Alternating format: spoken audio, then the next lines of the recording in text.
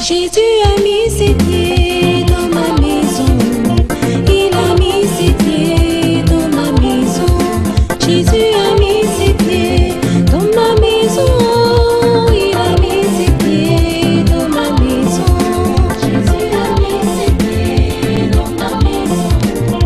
Il a mis ses pieds dans ma maison. Il a mis ses pieds. Jésus a mis ses pieds dans ma maison. Il a mis ses pieds dans ma maison. Il m'a délivré. Jésus a mis ses pieds dans ma maison. Il m'a racheté. Il a mis ses pieds dans ma maison. Il m'a délivré. Jésus a mis ses pieds dans ma maison.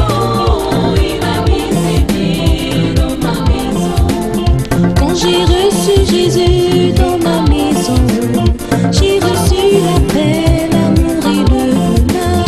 Quand j'ai reçu Jésus dans ma maison, j'ai reçu la paix, l'amour et le bonheur. Jésus a mis ses pieds dans ma maison. Il a mis ses pieds dans ma maison. Jésus a mis ses pieds dans ma maison. Nous allons parler de la puissance de la langue. Quelqu'un peut dire la puissance de la langue. La puissance de la langue.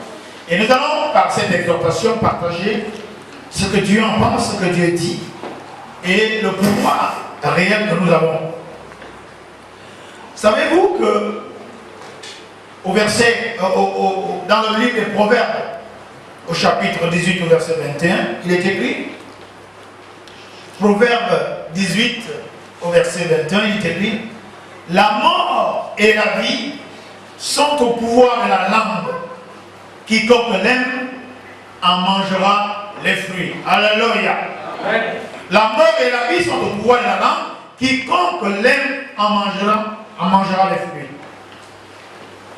Savez-vous que vous avez la puissance? Savez-vous que la puissance est sur votre langue? Est-ce que vous le savez? Et ce n'est pas une puissance ordinaire. Parce qu'il y a puissance et puissance. Le proverbe vient de nous dire, Proverbe 18 vient de nous dire, au verset 21, que cette puissance-là a le pouvoir de la vie et de la mort. Alléluia. Je veux que tu conçoives, que tu reçoives, que tu l'acceptes, et que ça soit une provision, puisque ça vient de la parole de Dieu. Je cite bien le Proverbe 18 au verset 21, que la vie et la mort sont au pouvoir de la langue. Et quiconque l'aime, Seigneur, en mangera les fruits. Alléluia. Amen.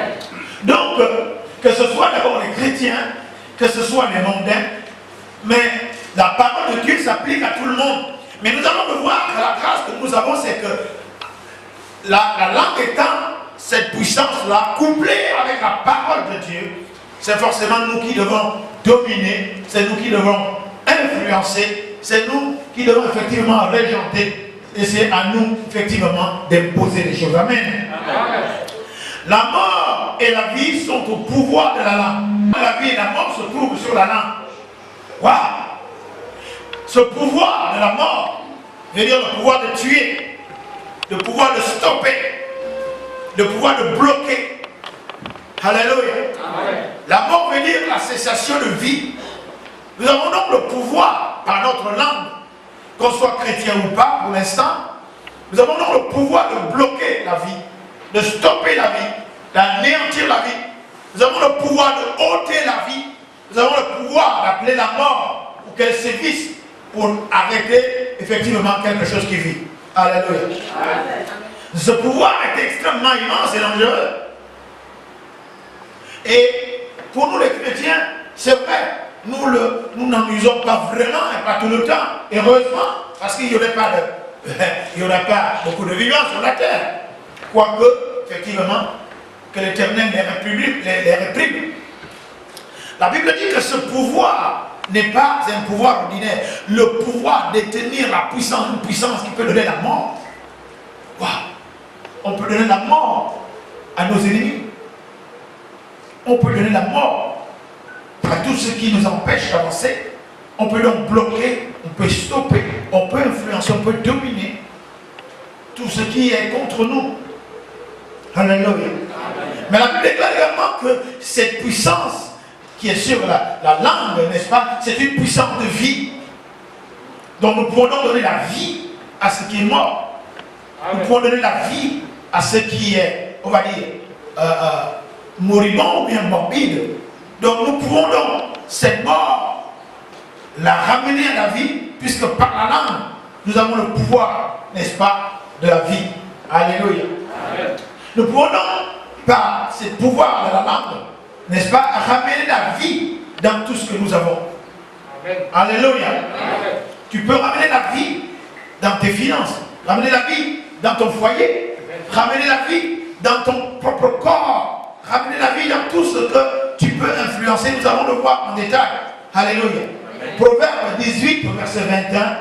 La mort et la vie sont, n'est-ce pas, au pouvoir de la langue. Et quiconque l'aime en mangera les fruits. En d'autres termes, ça veut dire quoi?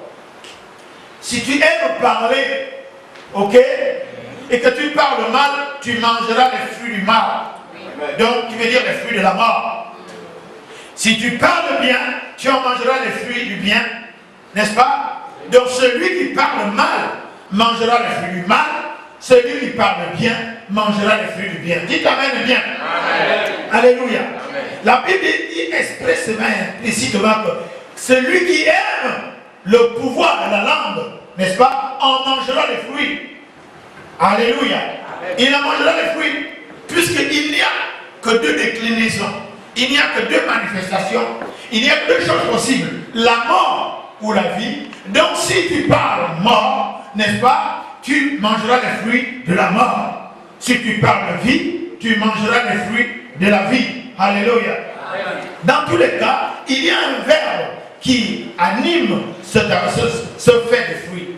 La Bible dit que celui qui aime la puissance de la langue, il faut aimer la puissance de la langue, il faut l'aimer. Vous savez, on peut aimer peu ou prou, consciemment ou pas, n'est-ce pas? On exerce quand même une influence. Nous allons le voir tout à l'heure. Le piège, que vous soyez conscient du piège ou pas, le piège est là, n'est-ce pas? Que vous allez volontairement ou pas mettre le pied dans un piège, mettre le pied dans un piège, vous serez attrapé. Alléluia. Vous pouvez vous-même avoir dressé un piège, mais si vous oubliez, il y a un proverbe qui circule, je ne sais pas s'il est canonique, c'est-à-dire que, bon, il y a quelque chose qui peut dire la même chose. C'est que l'oiseau oublie le piège, mais le piège n'oublie pas l'oiseau. On peut dire, la parole que tu as proclamée quelque part, en bien comme en mal, tu as oublié, mais cette parole-là, qui est un piège, puisque de toute façon, il y a une puissance de vie ou de mort, une puissance de vie et une puissance de mort. Dans ce que tu as proclamé, cette parole a été libérée. Elle attend les circonstances, les conditions de son application, n'est-ce pas? Oh, si tu as mal parlé, tu as parlé la parole. Nous allons voir tout à l'heure dans le, je crois, c'est dans le livre de Proverbes également, au chapitre 6. Si tu es tenu par les paroles de ta bouche, si tu as mal parlé quelque part, ça va t'attraper. Si tu as bien parlé quelque part, ça va t'attraper. Tu as mal parlé quelque part, ça dominera ta vie. Tu as bien parlé quelque part, ça va réchauffer ta vie. Tu as mal parlé quelque part, ça va influencer ta vie. Tu as bien parlé quelque part, ça va influencer également ta vie. Amen. Au nom de Jésus. Alléluia. Amen. La puissance, une puissance quelle que c'est. Je suis allé regarder dans le dictionnaire Larousse, parce que ce n'est pas ma langue de base de français. Alors, la puissance c'est quoi? La puissance c'est un pouvoir de dominer. Donc, le pouvoir de la mort et de la vie, c'est une puissance que la langue détient. Et celui qui aime cette puissance de la langue en mangera les fruits. Alléluia. Amen. Donc, cette puissance, en réalité, c'est le pouvoir de dominer. Vous êtes là? Oui. Donc, celui qui sait manipuler la langue, celui qui sait utiliser la langue à bon escient, n'est-ce pas, a le pouvoir de dominer, sur le pouvoir de dominer la mort, le pouvoir de dominer la vie, le pouvoir donc une influence certaine ou une certaine influence sur la mort, sur la vie, parce que la mort et la vie sont au pouvoir de la langue. Alléluia. Donc la puissance que détient la langue, c'est une puissance selon la définition du dictionnaire Larousse. Il y a une puissance de domination. Amen. Donc, on va régler les choses. Si vous ne voulez pas dire Amen, vous laissez. Laissez, c'est quoi? Laissez. On dit Amen. C'est la bergère, comme vous êtes, vous nous regardez, nous sommes ici. Ok. Donc, on va exercer. Bon, ok, on va changer ça de cette façon-là. On va plutôt être interactif. Alléluia. Amen. Si tu as le pouvoir d'insulter les enfants, tu traites tes propres enfants. Pourquoi tu es bête comme ça là? Wow! Comme la puissance de la langue a le pouvoir de bénir ou de maudire, en disant à ton enfant, tu es bête, tu viens donc de maudire cet enfant et tu récolteras les fruits de ce que tu viens de dire à ton enfant, du coup il sera bête. Amen. Arrêtez d'insulter vos enfants. Vous dites, toi là tu es malade de la tête ou pas? Et comme la puissance de la langue a un pouvoir de mort ou de vie, n'est-ce pas, non? Ok? En traitant ton enfant de stupide, tu viens de créer en lui la stupidité et tu en mangeras les fruits de la stupidité. Et tu vas te donner plus tard que les enfants dérapent. Voilà. La puissance de la langue est notre thème de ce matin. Nous sommes là en train de planter le décor. Alléluia. La puissance, une puissance, première définition, c'est le pouvoir de dominer. Donc, avec notre langue, nous avons le pouvoir de dominer des situations, des événements. Oh, dominer quelque chose, même dominer quelqu'un. Et d'ailleurs, l'éducation, normalement, l'éducation se fait souvent par la parole. L'enseignement se fait par la parole. La création est faite par la parole. Les relations, la communication entre les gens, c'est vrai qu'il y a une communication qu'on peut dire au niveau de la télévision, des moments, mais la première communication, c'est la parole. Alléluia. Tu peux écrire tout le temps. Je me rappelle avoir lu les lettres d'un certain Melchisedec pour lui, qui écrivait à sa copine plein de lettres pour lui, je t'aime. Mais celle-là ou celle-ci attendait qu'il lui dise en live. Dis, mais tu m'envoies toutes ces lettres, hein, Tom. Depuis que tu m'envoies les lettres, parle maintenant, qu'est-ce que tu veux? Et Tom, ce jour-là, dit, mais voilà pourquoi la relation est devenue Alléluia. Sur ce, nous exhortons cet homme à parler clairement. Alléluia. Comme Adam, quand il s'est réveillé, il regarde Ève. Tu es l'autre de maison, la chair de ma chair, je t'appellerai femme. Il n'a pas dit, voilà. Alléluia. Si tu veux inviter quelqu'un dans un restaurant, tu ne veux pas lui dire, bon, je t'écris un petit mot. Est-ce que je peux t'inviter au restaurant? C'est écrit? Oui. Mais parle. Alléluia. Du coup, celui qui ne parle pas, celui qui est muet, n'est-ce pas? Celui qui ne s'exprime pas. Alléluia. Si tu ne parles pas, si on te dit pardon, c'est pourquoi souvent dans les foyers, dans les couples, quand vous avez un homme qui ne parle pas, lui ne parle pas, du coup, il perd le pouvoir de domination dans son foyer. Je ne parle pas de la domination d'écrasement, mais la domination d'influencer. Alléluia. Vous savez, une femme qui ne parle pas, du coup, si elle ne parle pas, d'autres personnes parleront pour elle, d'autres situations, les événements, les circonstances vont influencer dans sa vie. Alléluia. Amen. Si vous avez à faire quelque chose, c'est quelque chose d'inclut forcément la parole. Si vous voulez dominer, alléluia, dis à ton voisin, il faut parler. Il faut parler.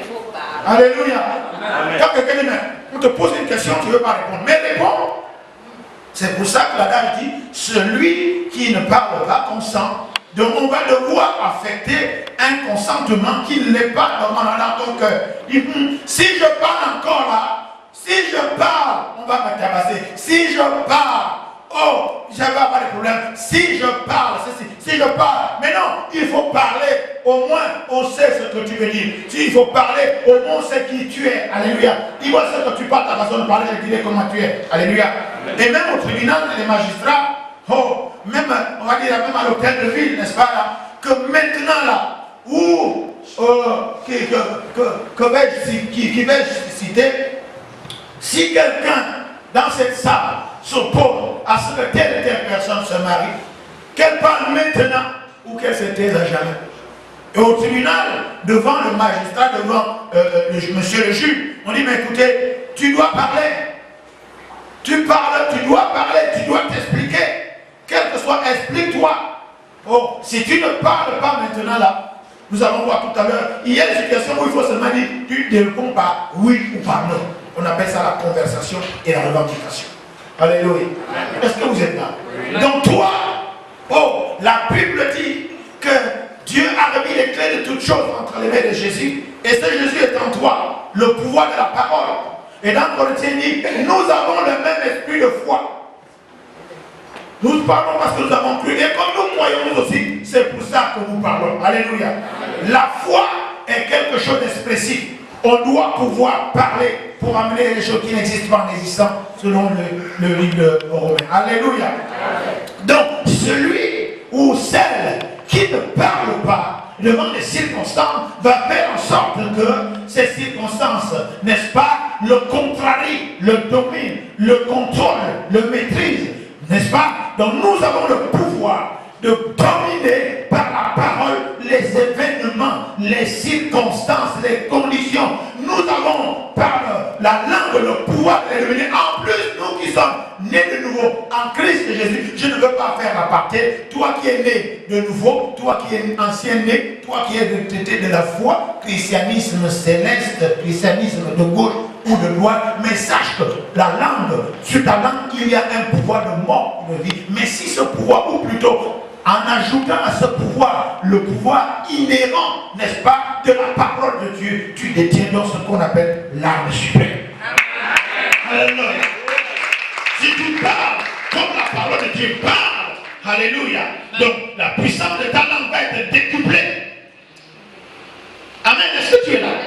Donc, nous avons dit, selon le dictionnaire de Larousse, il y a 3 définitions. La première définition, c'est le pouvoir de dominer. Alors, qu'est-ce que c'est que dominer? J'ai regardé encore dans le dictionnaire. Dominer, c'est avoir la supériorité, la suprématie. Tout le monde aspire à être grand. Alléluia. Mais voici le moyen, voici la tactique, voici la stratégie d'avoir la suprématie sur tes ennemis, d'avoir la supériorité sur les autres, d'avoir la suprématie sur les événements de ta vie, les événements de ton environnement. Amen. Voici le moment de manifester cela. La Proverbe 18, verset 21 nous dit que la mort et la vie sont au pouvoir de la langue.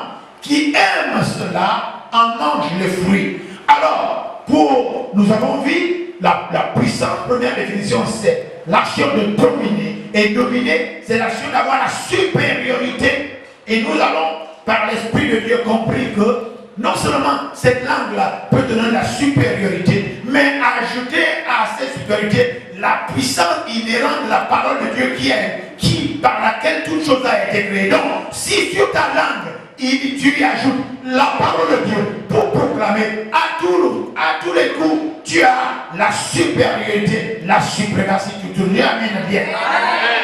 Alléluia. Amen.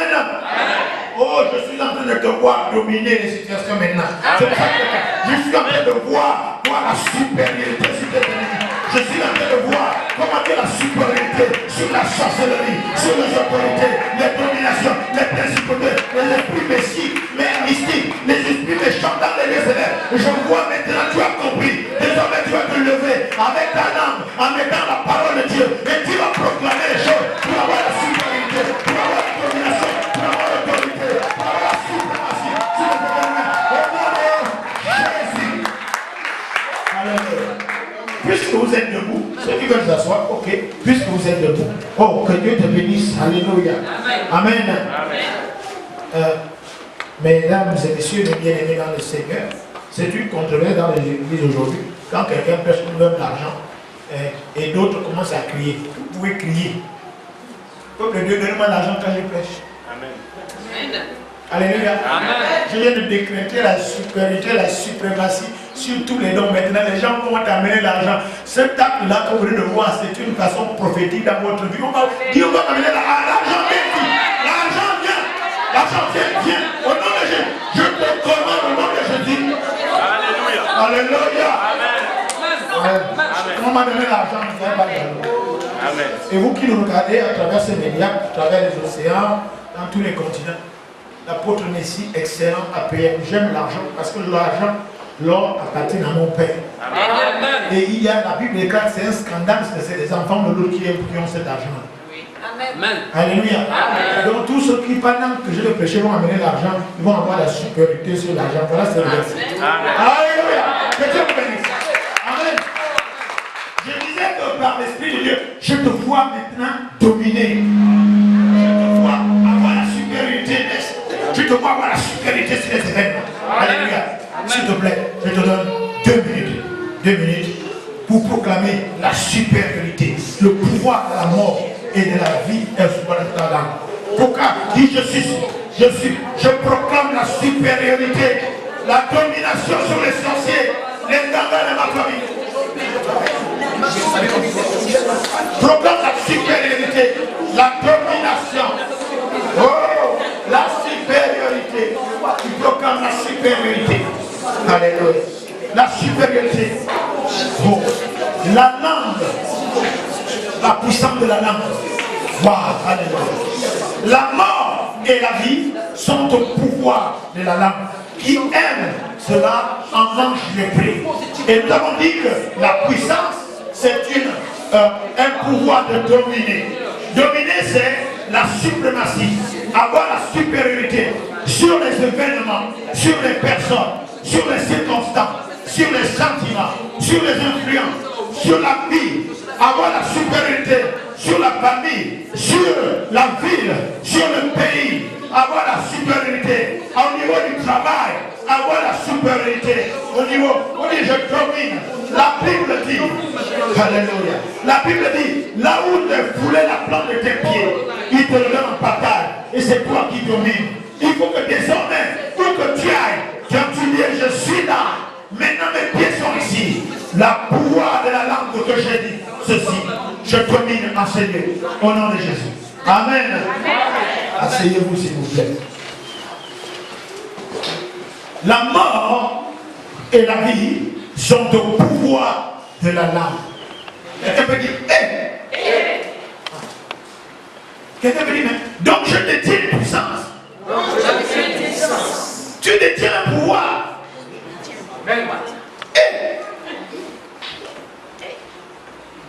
Quelqu'un peut dire, donc je détenais un pouvoir là comme ça.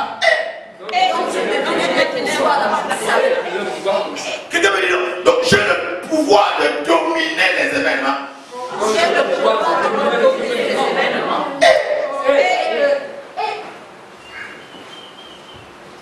Quelqu'un peut dire, donc j'ai la capacité de dominer, la capacité d'avoir la supériorité sur mes ennemis. Donc j'ai la capacité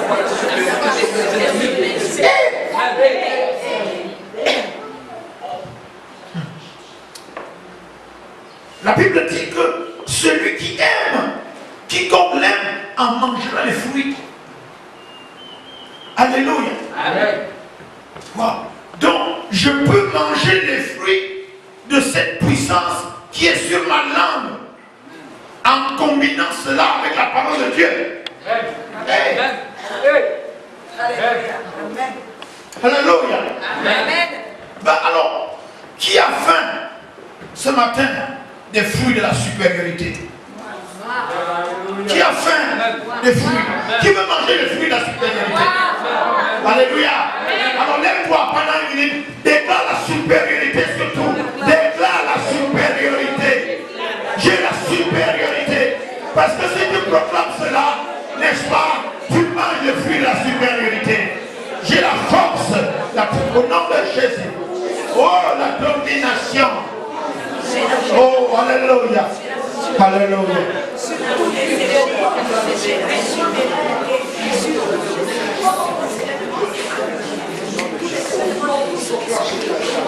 La supériorité. La supériorité. supériorité. La supériorité. On proclame la supériorité. Avec la Bible dit que la langue a une puissance, un pouvoir de supériorité. Si tu proclames la supériorité, alors tu mangeras le fruit de la supériorité. Au nom de Jésus. Alléluia. Alléluia. Amen. Mais si tu peux aussi, au lieu de je ne dis pas mais, je veux dire, tu peux aussi dire, n'est-ce pas, par ta langue, en combinant avec la parole de Dieu, il dit, hein, là où se trouve la plante de tes pieds, il te le donne en possession. C'est toi qui commandes. Sache que désormais, pour jouir, n'est-ce pas, des fruits de cette parole, où que tu ailles, dis Seigneur, il est écrit que là où tu fous la plante de tes pieds, je te donne un partage. Là où je suis debout là, c'est moi qui